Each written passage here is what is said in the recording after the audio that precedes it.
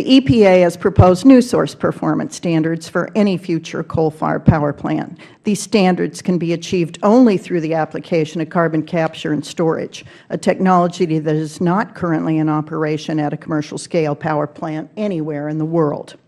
Instead of basing these requirements on technology that are actually proven achievable on a commercial scale, EPA is redefining and stretching the requirement that technology be adequately demonstrated. This leaves many unanswered questions. Will the carbon capture technology function as intended when installed in full-scale plants? Is the pipeline infrastructure available for transportation on a large scale? And what is the liability for storage of carbon dioxide over the long term? EPA ignores many of these questions, as the rule only impacts future coal plants. The Obama administration has spent much of the past few years casting coal as a villain. This regulation effectively bans the building of new coal plants and fulfills President Obama's campaign promise to bankrupt coal companies. But this hearing is not only about the proposed regulation. It is also about a legal precedent of mandating unproven technologies. The distinction the agency makes between coal and natural gas plants is dubious at best. By claiming that carbon capture technology is adequately demonstrated for coal, there is scant justification, legal or technical, for not requiring it for natural gas units. If EPA is allowed to twist the definition of adequately demonstrated to include yet-to-be-proven technologies for power plants, there's also little to stop EPA from doing the same for other manufacturers like refiners, cement, or steel plants. Not only would this throw our economy into a tailspin, it would force manufacturers to flee to countries with less restrictive environmental requirements, costing jobs and increasing global emissions. Coal is our country's most abundant and affordable energy source. Thanks to the deployment of proven technologies, its production is much safer and environmentally sound. And the Clean Air Act has worked.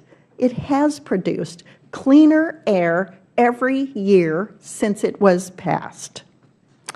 Coal is not only our country's most abundant and affordable energy source, one that the President is making clear that his goal is to apply standards to existing plants as well, thereby making it difficult for existing plants to stay in business. This policy of picking winners and losers, of saying we're going to have wind and solar energy, but not fossil fuel energy or nuclear energy, even though those are the only ones sufficient to create baseload, is reckless. And it's dangerous for our country if we want to advance economically and create jobs and return to a sound economy. I continue to support an all-of-the-above energy policy, not one based on politics. And all of the above means all of the above, including fossil fuel and including wind and solar. From an economic outlook, none of this should be taken lightly. Affordable, reliable electricity is the backbone of a healthy economy. Rising electricity prices affect everything, the cost of basic commodities like food, to our competitive position in the world.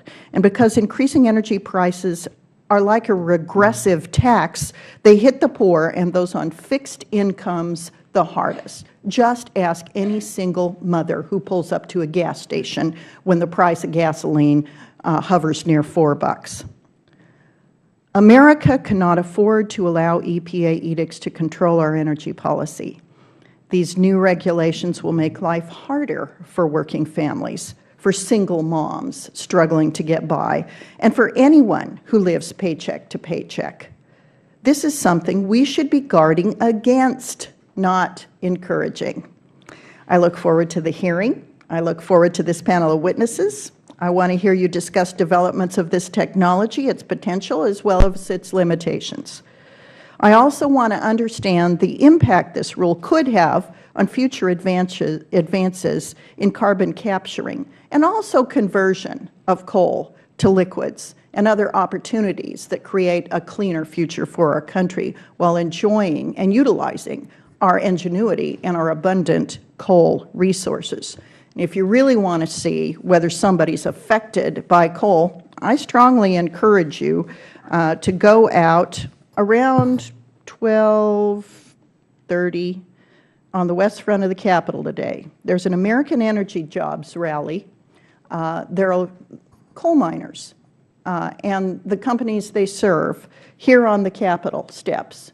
And if you think that it's not going to matter, or whether you can pass regulations that the technology is unproven but will suddenly appear, and the prices won't go up, and the coal plants will continue to be built and those jobs will still exist, try listening to the people on the Capitol steps here today who will prove you wrong with their real-life stories.